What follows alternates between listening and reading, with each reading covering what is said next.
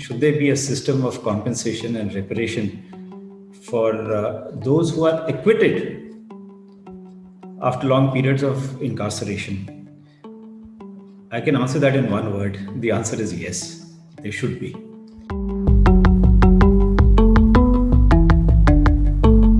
Akhil Gogoi, arrested and detained under UAPA for more than 1 year. He was discharged. He was not even acquitted. It was a discharge, so no offense was made out. Munawar Farooqi, recently this year, he was released by the Supreme Court. Why?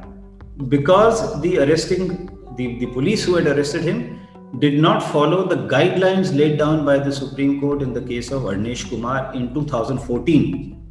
Muhammad Habib, a man from Tripura, was detained in Bangalore and in jail for 4 years, discharged, no case made out. The Supreme Court said, listen, you better release him by 5 o'clock.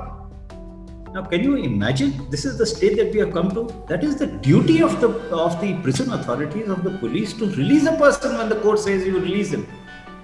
Delhi, 3 activists who were released. Prosecution, they say, Aadhaar card chahiye. Did they not check the Aadhaar card when they arrested them? Did they not check the address when they arrested them?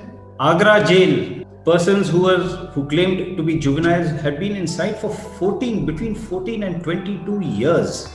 No compensation in any of these cases, except for the Tihar jail. This fellow got 1,000 rupees a day for the 15 days that he was there.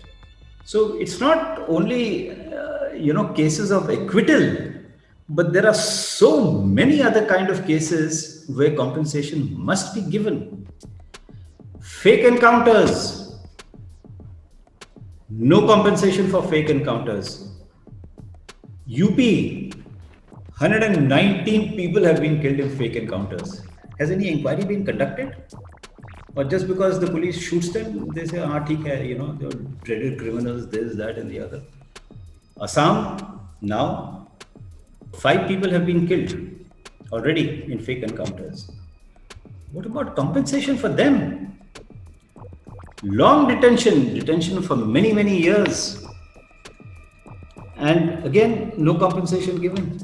There is now developing something called soft torture, overcrowding in jails, where in a cell for 1 person, there are 4 persons over there. Hygiene, not provided. Nutrition, you had children in detention under Public Safety Act in Jammu and Kashmir. What was the nutrition given to them? Do we know? What about the hygiene? Do we know? Isn't that some kind of torture? Medical facilities.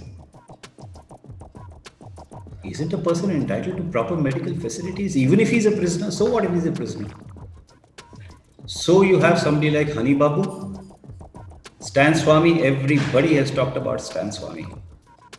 Why could he not be given medical treatment earlier? Isn't that torture?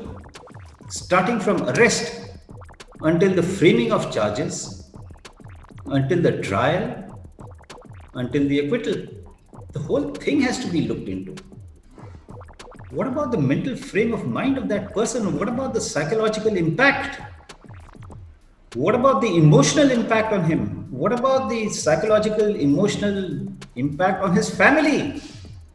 Where are we heading? That is the question. What is the remedy? Compensation is one. Accountability is another.